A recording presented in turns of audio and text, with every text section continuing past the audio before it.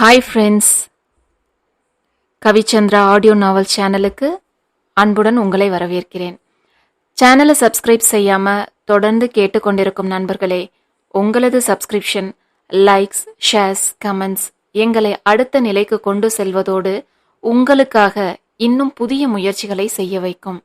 அதனால மறக்காம சேனலை சப்ஸ்கிரைப் பண்ணிட்டு உங்களது அன்பை லைக்ஸ், ஷேர்ஸ், கமெண்ட்ஸ் மூலமாக எங்களுக்கு தெரிவியுங்கள்.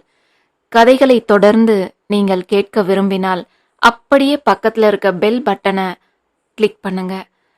வாங்க கதைக்குள்ள போகலாம். விழி 28. மறுநாள் காலை அனைவரிடமும் விடை பெற்றுக்கொண்டு பெங்களூர் கிளம்பி இருந்தான் ஆதி. ஆனால் தன் மும்பை பயணம் பற்றி அவன் வீட்டில் யாருக்கும் அப்போதைக்கு எதுவும் சொல்லி இருக்கவில்லை. ஒரு நாள் முழுக்க இங்கு இருந்தபோது சொல்லாததை கிளம்பும் நேரத்தில் சொன்னால் தவறாக தோன்றும் என்றே அதை தவிர்த்து விட்டிருந்தவன் தனாவிடமும் அவனாக சொல்லும் வரை வீட்டில் யாருக்கும் தெரிய வேண்டாம் என வலியுறுத்திவிட்டே கிளம்பியிருந்தான் ஆதி. அதேபோல் அவன் பெங்களூர் சென்ற 2 நாட்களுக்கு பிறகு அப்போதே விஷயம் அறிந்தது போல் வீட்டில் இருப்பவர்களுக்கு அழைத்து அனைத்தையும் தெரிவித்தவன் தனாவை பார்த்து கொள்ளும்படி சேர்த்தும் கூறியிருந்தான்.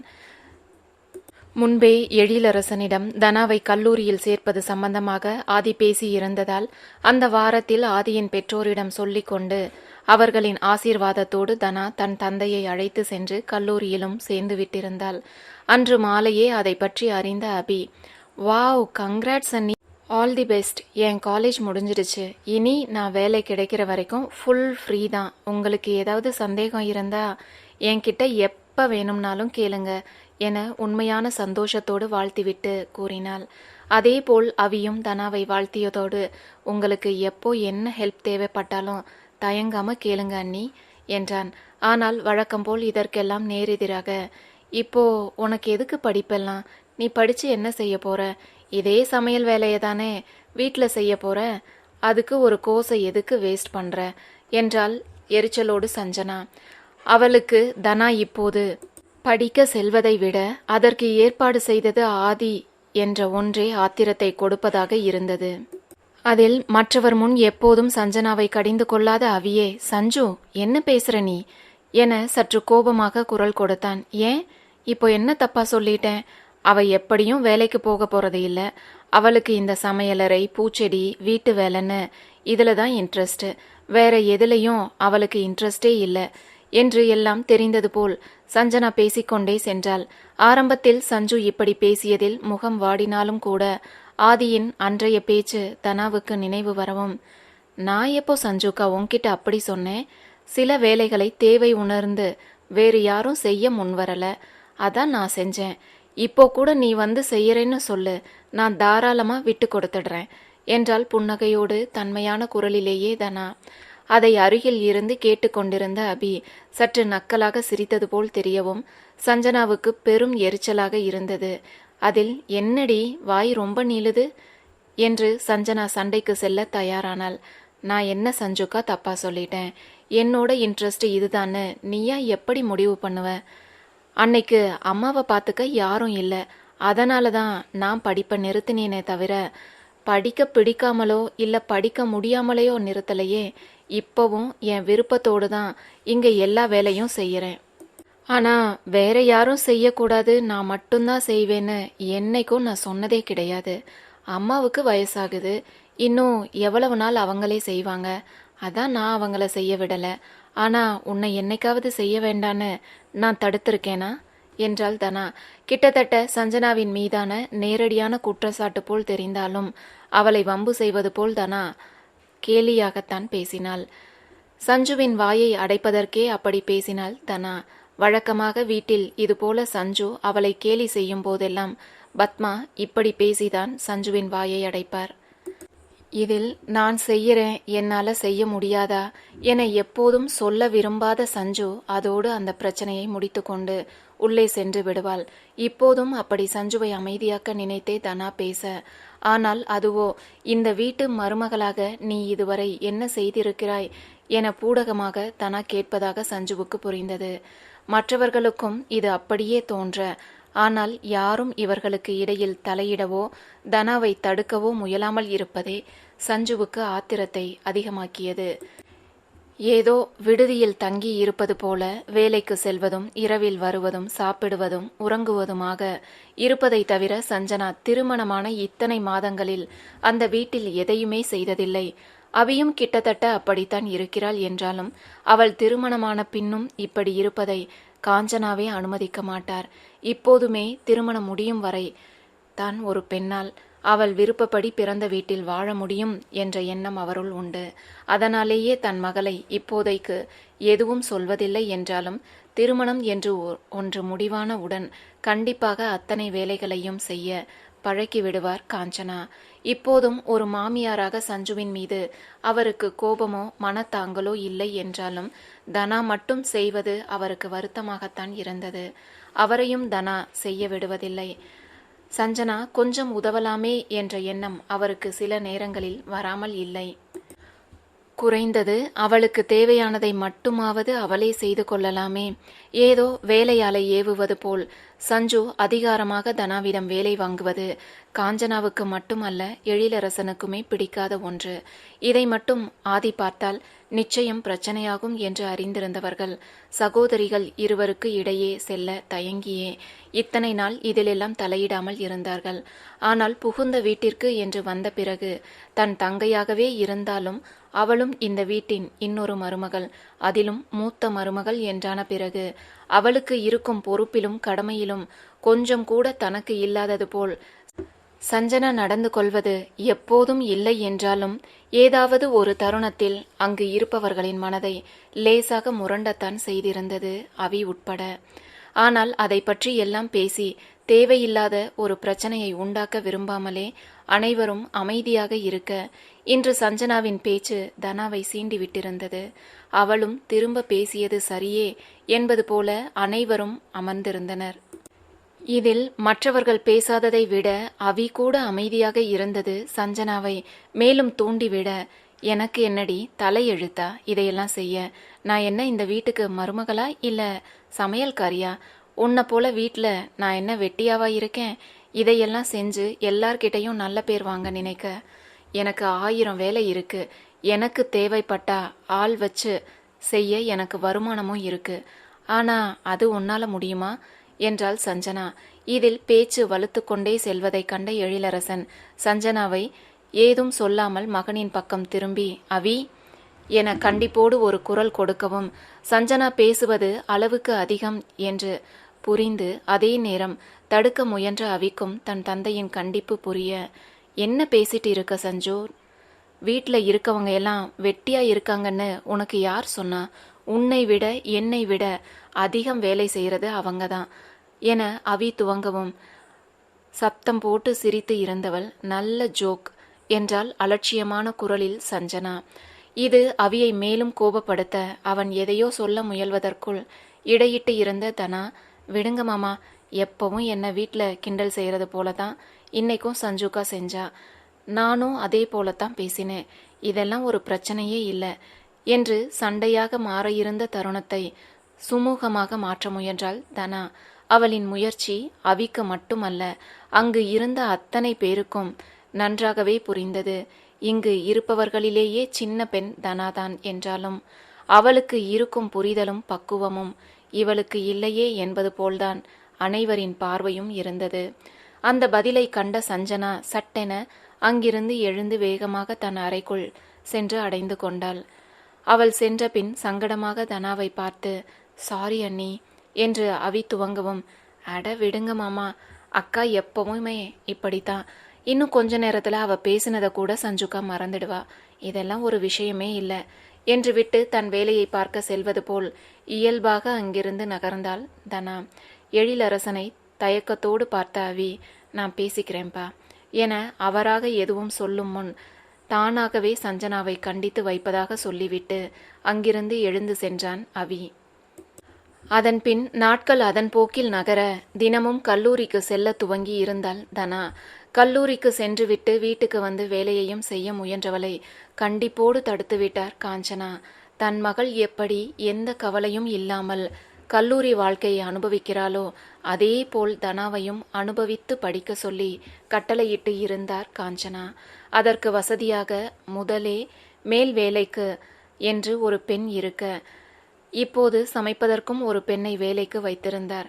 அவர் காலையில் ஒரு முறை மாலையில் ஒரு முறை வந்து சமைத்து வைத்துவிட்டு செல்வார். காலை வரும்போதே மதியத்துக்குமே சேர்த்து செய்து விடுவார். இதை கண்டு நெகிழ்ந்தாலும் இப்படி எதையுமே செய்யாமல் அனைவருக்கும் பாரமாக இருப்பது போல் தோன்ற ஆதியை தன் துணைக்கு தனா அழைக்க, அவனும் காஞ்சனாவைப் போலவே இந்த விஷயத்தில் கண்டிப்பாக இருந்தான். இதில் வேறு எதுவும் செய்ய முடியாமல் அவர்கள் சொல்வதை சமத்தாக கேட்டு நடக்க துவங்கினாள் தனா. தினம் அலுவலகம் கிளம்புவதற்கு முன் தனாவை அவளின் கல்லூரி பேருந்து வரை அழைத்து சென்று விடுவதை அவி தன் வழக்கமாக்கி கொண்டிருந்தான். முதலில் அதை வேண்டாம் என மறுத்து தனா தானே போக முயல, அதற்கு எழிலரசன் அனுமதிக்கவே இல்லை. அதேபோல் ஆதியும், இன்னும் கொஞ்ச நாள் தானே ரணி, நான் வந்த பிறகு நான் கூட்டிட்டு போறேன், அது வரைக்கும் நீ அவி கூடவே போ என்று கூறிவிட தனாவுக்கும் வேறு வழி இல்லாமல் போனது. இதில் அனைவரும் சேர்ந்து தனாவை உள்ளங்கையில் வைத்து தாங்குவதை கண்ட சஞ்சனாவுக்கு பொறாமை தீ கொழுந்து விட்டு எரிய துவங்கியது. இதெல்லாம் நான் உனக்கு விட்டு கொடுத்ததனால் வந்த வாழ்க்கை. நான் என் இடத்த விட்டு கொடுக்காம இருந்திருந்தா நீ இன்னைக்கும் ஒன்றும் இல்லாதவதான் என்ற எண்ணம் அவள் மனதில் ஆழ பதிந்து போய் தனாவை தன் சொந்த தங்கை என்பதையெல்லாம் மறந்து விரோதி போல பார்க்க துவங்கி இருந்தாள் சஞ்சனா. இதில் முன்பாவது அபிக்கு தனாவை பிடிக்காது என்பதால் அவ்வப்போது வார்த்தைகளில் அவளை வதைத்து கொண்டோ இல்லை முகத்தில் அடித்தது போல பேசிக்கொண்டோ இருப்பாள். இப்போது அதுவும் இல்லாமல் போக அவர்கள் இருவரும் இணைந்து அமர்ந்து பேசிக்கொண்டு இருப்பதும் அவ்வப்போது வெளியில் செல்வதும் எல்லாம் காண காண சஞ்சனாவுக்கு தனாவை ஏதாவது செய்து மனதளவில் உடைத்து போட வேண்டும் என்ற எண்ணம் வலுப்பெற துவங்கியது. இந்நிலையில்தான் ஆதி மும்பையில் தன் பாடல் பதிவையெல்லாம் முடித்து கொண்டு சென்னை வந்து சேர்ந்து இருந்தான். அவன் இங்கு வந்த பிறகு அவிக்கு தனாவை அழைத்து செல்லும் வேலை இல்லாமல் போக ஆதியே அனைத்தையும் பார்த்து கொண்டான். இதில் இருவரின் நெருக்கமும் அதிகரிக்க சில மாதங்களாக ஊரில் இல்லாததால் செய்ய முடியாமல் தேங்கி இருந்த சில வேலைகளை செய்து முடித்தான் ஆதி.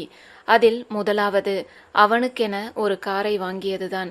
முழு பணம் கொடுத்து வாங்க முடியாததால் லோன் போட்டுதான் வாங்கியிருந்தான் ஆதி.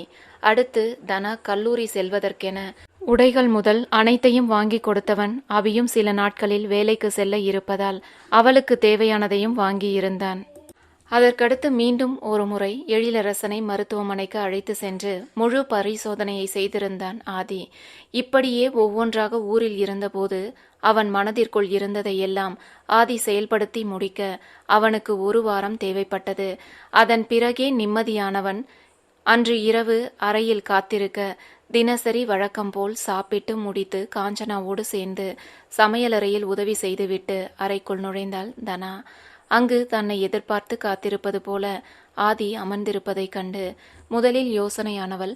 பின் அவன் கண்களில் கண்ட எதிர்பார்ப்பில் கால்கள் பின்ன அடுத்த அடி எடுத்து வைக்க தயங்கி அங்கேயே நிற்க அவளின் தயக்கம் புரிந்தது போல் மெல்ல எழுந்து வந்து அவளை நெருங்கினான்.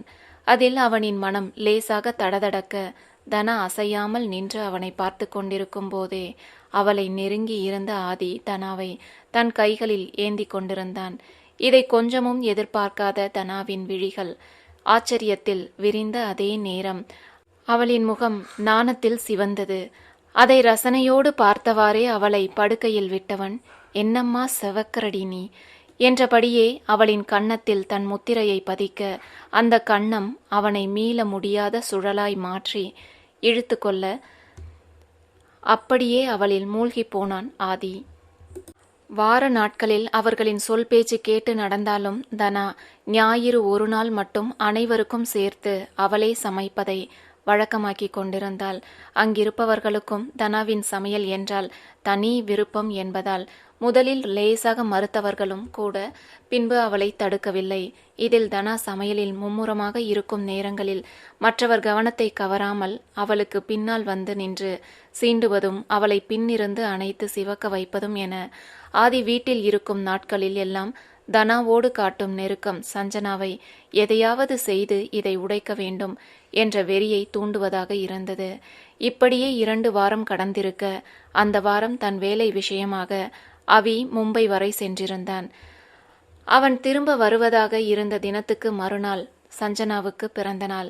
அதில் ஆதி தனாவின் பிறந்த நாளை கொண்டாடியதை நேரில் கண்டிருந்தவளின் மனதினுள் பல எதிர்பார்ப்புகள் இருந்தன. அதுவும் திருமணத்திற்கு பின் வரும் முதல் பிறந்த நாள். தனாவை முன்பின் தெரியாத, பேசி பழகியிராத ஆதியே திருமணம் என்ற பந்தத்தில் இணைந்த பின் அந்த அளவிற்கு தனாவின் பிறந்த நாளை கொண்டாடியிருக்க, தன்னை காதலித்து மணந்திருக்கும் அவியிடம் இருந்து அவள் பல பரிசுகளையும் மறக்க முடியாத கொண்டாட்டத்தையும் எதிர்பார்த்து காத்திருக்க துவங்கினாள் சஞ்சனா.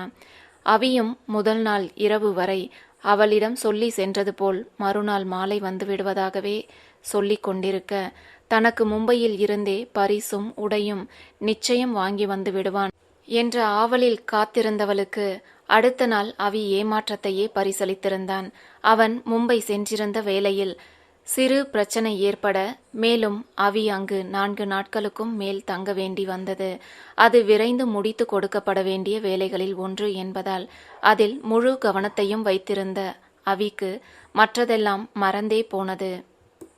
அதில் சஞ்சனாவின் பிறந்த நாளும் ஒன்று. அவன் சுத்தமாக அதை மறந்து விட்டிருக்க, வேலை டென்ஷனில் இவளுக்கு அழைத்து மேலும் இங்கு தங்கப்போகும் விவரத்தையும் அவி கூற மறந்திருந்தான். அன்று காலை முதலே அவியிடம் இருந்து அழைப்பு வராமல் போகவும், அவி ஊருக்கு கிளம்பி வந்து கொண்டிருப்பதாக நினைத்து காத்திருந்தாள் சஞ்சனா. ஆனால் இரவு வெகு நேரம் ஆகியும் கூட அவி வந்து சேராமல் போகவும் குழப்பத்தோடு அவனுக்கு சஞ்சனா அழைக்க, அன்று காலை முதல் பிரச்சனைகளோடே அலைந்து திரிந்து களைத்து போயிருந்த அவி அப்போதே அவன் தங்கியிருந்த அறைக்கு வந்து அலைபேசியை சைலண்டில் போட்டு உறங்க துவங்கியிருந்தான்.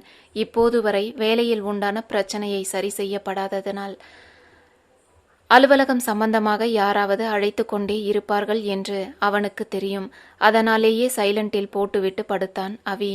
விடியற்காலை எழுந்து விரைவில் தயாராகி அலுவலகம் செல்ல வேண்டிய அவசியம் இருப்பதால் சில மணி நேர உறக்கமாவது அவிக்கு அவசியமாக தேவைப்பட்டது. இன்று காலை முதல் அலுவலகத்தில் இருந்த டென்ஷனில் சாப்பிடக்கூட செல்லாமல் அமர்ந்திருந்தவன் இரவு 11 மணி அளவிலேயே அறைக்கு வந்து சாப்பிட்டு படுத்திருந்தான். அவனுக்கு இருந்த களைப்பில் வேறு எதுவும் அவிக்கு நினைவிலேயே இல்லாமல் போக போனை சைலண்டில் போட்டு உறங்கி இருந்தான். இதை எதையும் அறியாமல் தொடர்ந்து அழைத்து கொண்டே இருந்தவள் தன் அழைப்பு சென்று கொண்டே இருக்கவும் அவி ஏன் அதை ஏற்கவில்லை என்று உண்டான கடுப்போடு அவனுக்கு மெசேஜ் செய்தாள். ஆனால் அரை மணி நேரம் கடந்தும் அதுவும் பார்க்கப்படாமலே இருந்தது. இதில் லேசாக பதட்டமானவள் அபி அப்போது சென்றிருந்த இவர்களின் கிளை அலுவலகத்தில் தனக்கு தெரிந்த ஒருவனை அழைத்து அவியை பற்றி விவரம் கேட்டாள். அவனும் எதற்காக கேட்கிறாள் என தெரியாமல், அவி இன்னும் இங்கிருந்து கிளம்பவில்லை, அறையில் உறங்கிக் கொண்டிருக்கிறான் என்று மட்டுமே அவனுக்கு இருந்த அவசரத்தில் முழு விவரத்தை சொல்லாமல் அவள் கேட்டதற்கு மட்டும் பதில் சொல்லிவிட்டு அழைப்பை துண்டித்து இருந்தான். இது மேலும் சஞ்சனாவை மனதளவில் பலவீனமாக்கியது. எதிலோ ஏமாந்து விட்டது போல், யாரிடமோ தோற்றுவிட்டது போல் இது அவளுள் ஒரு எண்ணத்தை விதைக்க, தான் வாழ வேண்டிய வாழ்வை தனா வாழ்ந்து கொண்டிருப்பதாகவும், தான் அனுபவிக்க வேண்டிய சந்தோஷத்தை எல்லாம் அவள் அனுபவித்து கொண்டிருப்பதாகவும் ஒரு எண்ணம் சஞ்சனாவினுள் வேரூன்ற துவங்கியது. இதே கோபத்தோடு இரவெல்லாம் உறங்காமல் விழித்திருந்தவள் காலையில் கீழே இறங்கி வரவும் கல்லூரிக்கு கிளம்பும் அவசரத்தில் இருந்த தனாவும் ஒரு புன்னகையோடு சஞ்சனாவை கடந்து செல்ல, அவள் கூட தன்னை வாழ்த்தாமல் புறக்கணித்து செல்வதாக எண்ணி அவளை முறைத்து கொண்டு நின்றிருந்தாள் சஞ்சனா. நிஜத்தில் கல்லூரி செல்லும் அவசரத்தில் இருந்த தனா மற்ற நாளை போலவே சஞ்சுவை ஒரு புன்னகையோடு கடந்து சென்று ஆதியோடு காரில் ஏறிவிட்டவளுக்கு பிறகே சஞ்சுவின் பிறந்த நாள் நினைவுக்கு வந்து அவசரமாக காரில் இறங்கி ஓடி வந்தவள் சோஃபாவில் அமர்ந்து டிவி பார்த்து கொண்டிருந்தவளை வேகமாக நெருங்கி அணைத்து, ஹாப்பி பர்த்டே சஞ்சுக்கா, என்ஜாய் யுவர் டே என கூறிவிட்டு அதே வேகமாக மீண்டும் வெளிவாயிலுக்கு ஓடினாள் தனா. இவ்வளவு நேரம் அவள் வாழ்த்தவில்லை என்று எண்ணி திட்டிக் கொண்டிருந்தவள் இப்போது அவள் அவசரமாக வந்து வாழ்த்திவிட்டு சென்றதை எண்ணி, இப்படி இவ வந்து வாழ்த்தலன்னு இப்போ யார் இங்க அழுதா என்ற ரீதியில் திட்டிக் கொண்டு அமர்ந்திருந்தாள் சஞ்சனா. இங்கு தனாவுக்கு மட்டுமே சஞ்சுவின் பிறந்தநாள் நினைவில் இருந்தது. மற்றவர்களுக்கு இதை பற்றி எதுவும் தெரியாது என்பதால் ஆதியைப் போல அவி முன் நின்று அனைத்தையும் செய்து இருந்தாள். அவர்களும் சஞ்சனாவின் பிறந்த நாள் கொண்டாட்டத்தில் கலந்து கொண்டிருப்பார்கள். அப்படி இல்லை என்றால் அவியாவது அவர்களுக்கு தெரிவித்திருந்தால் அவன் வரவில்லை என்றாலும் பரவாயில்லை என இவர்கள் ஏதாவது ஒன்றை செய்ய நினைத்திருப்பார்கள். இது இரண்டுமே இங்கு நடக்காமல் போக யாரிடம் இருந்தும் அவளுக்கு ஒரு வாழ்த்தும் கிடைக்கவில்லை.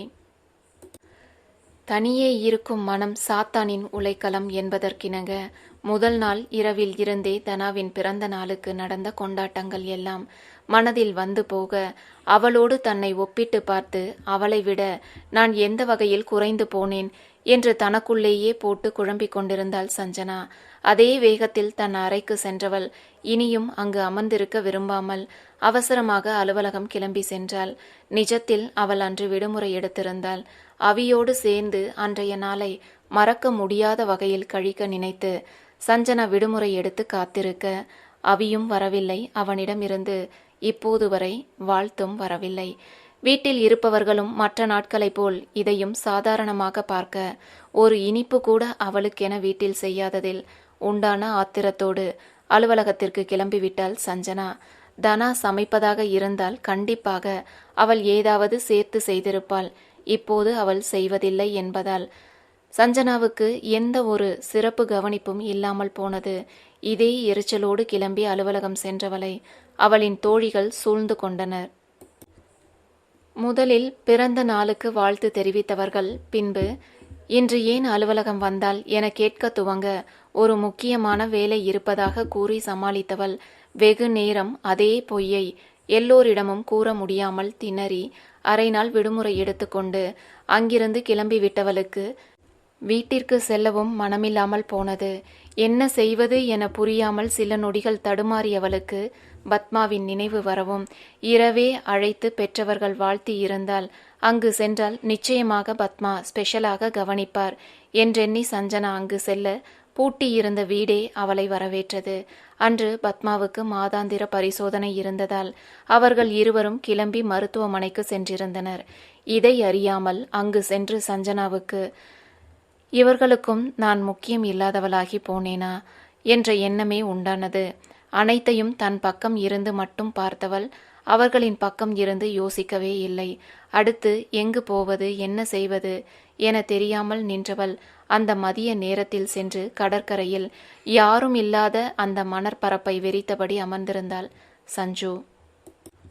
அவளுக்கு இதெல்லாம் தன்னுடைய தவறு என புரிவதற்கு பதில் அனைவருக்கும் அவள் வேண்டாதவளாகி போனதாகவே தோன்ற அதற்கான காரணமாக ஆதியின் மனைவியாக அவள் இல்லாமல் போனதே என்ற எண்ணம் வலுப்பெற துவங்கி இருந்தது. இருவருக்கும் வெவ்வேறு வாழ்க்கை அமைந்து அதை அவரவர் வாழ துவங்கிய பிறகும் இப்படி ஒரு எண்ணம் எழுவது தவறு என்று கூட யோசிக்கும் மனநிலையில் அவள் இல்லை. மூர்க்கத்தனமான ஒரு கோபம், யாருக்கும் முக்கியமற்றவளாக போய்விட்ட ஒரு ஆத்திரம், இதுவே தன்னை இந்த நிலைக்கு கொண்டு வந்திருந்தவர்களை என்ன வேண்டுமானாலும் செய்து பழி தீர்க்கும் அளவுக்கு அவளை வெகுவாக மாற்றியிருந்தது. அதே மனநிலையோடு சோர்ந்து போய் இரவு 9 மணிக்கு மேல் சோர்வாக வீடு திரும்பியவளை எங்க போயிட்ட சஞ்சுக்கா, எத்தனை ஃபோன் பண்றது என்றவாறே எதிர்கொண்டாள் தனா. என்ன இப்போ கொஞ்சம் வேலை இருந்தது என சிடுசிடுப்போடு தனாவிடம் பதில் அளித்து கொண்டே உள்ளே நுழைந்தவளை எதிர்கொண்ட காஞ்சனா.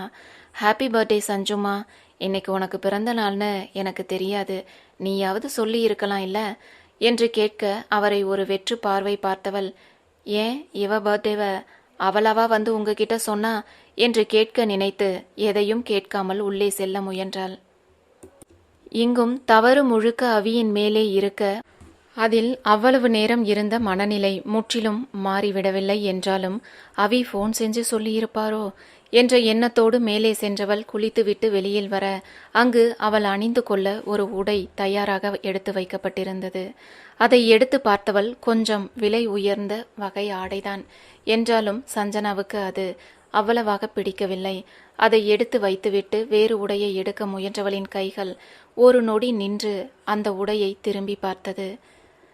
பின்பு இது அவி வாங்கியதாக இருக்குமோ என்ற எண்ணத்தோடு தன் அணைத்து வைக்கப்பட்ட அலைபேசியை எடுத்து உயிர்ப்பித்தவள் அப்போதும் அவியிடம் இருந்து ஒரு அழைப்போ ஒரு மெசேஜோ இல்லாமல் இருப்பதைக் கண்டு உண்டான ஆத்திரத்தோடு எங்கும் செல்ல மனமில்லாமல் அறைக்குள்ளேயே அமர்ந்து கொண்டாள் சஞ்சனா. அரை மணி நேரத்திற்கு மேலாகியும் சஞ்சனா கீழே வராமல் போகவும் தனா அவளை அழைத்து வர மேலே செல்ல முயல அவளின் கையை பற்றி தடுத்து நிறுத்திய ஆதி, ஏன் சும்மா மேலே ஏறி இறங்குற, ஒரு ஃபோன் பண்ணு, உங்க அக்கா வருவாங்க என்று கூற அனைவரின் முன்பும் அவனை மறுத்து பேச விரும்பாமல் அதே போல் செய்தாள் தனா. அந்த அழைப்பையும் முதல் 2 முறை ஏற்காத சஞ்சனா 3ஆம் முறை எடுத்து காதில் வைக்க, என்ன சஞ்சுக்கா இவ்வளவு நேரம், எல்லாரும் காத்துட்டு இருக்காங்க, சீக்கிரம் வா என்று தனா கூறவும், கொஞ்சம் தலைவலி, அதான் லேட், இரு வரேன் என கூறியவள் அழைப்பை துண்டித்துவிட்டு போவதா வேண்டாமா என்ற யோசனையோடு எழுந்து நிற்க அந்த உடை மீண்டும் அவளின் கண்ணில் பட்டது. அபி இங்கு வரவும் இல்லை. இதுவரை அவனிடம் இருந்து ஒரு வாழ்த்து மெசேஜ் கூட இல்லை என்பதிலேயே இந்த ஏற்பாடு எதுவும் அவி சொல்லி நடந்தது இல்லை என்று புரிந்தது. அப்போ இந்த ஏற்பாடு, இந்த உடை என கேள்வி செல்லும் போதே ஒருவேளை இதெல்லாம் ஆதி செய்ததாக இருக்குமோ என்ற எண்ணம் தோன்ற, இந்த வீட்டில் தனாவை தவிர அவளின் பிறந்த நாள் அறிந்த மற்றொரு நபர் இப்போதைக்கு ஆதி மட்டுமே என்பதும் நினைவுக்கு வந்தது. தனா இவ்வளவு எல்லாம் செய்யக்கூடியவள் இல்லை என்பதால் இது எல்லாம் ஆதியின் ஏற்பாடாகத்தான் இருக்கும் என உறுதியாக எண்ணியவள் நொடியும் தாமதிக்காமல் அங்கிருந்த உடையை எடுத்து அணிந்து கொண்டாள். பின் நேரம் எடுத்து வெகுவாக பார்த்து பார்த்து தன்னை அலங்கரித்து கொண்டு கீழே இறங்கி சென்றாள் சஞ்சனா.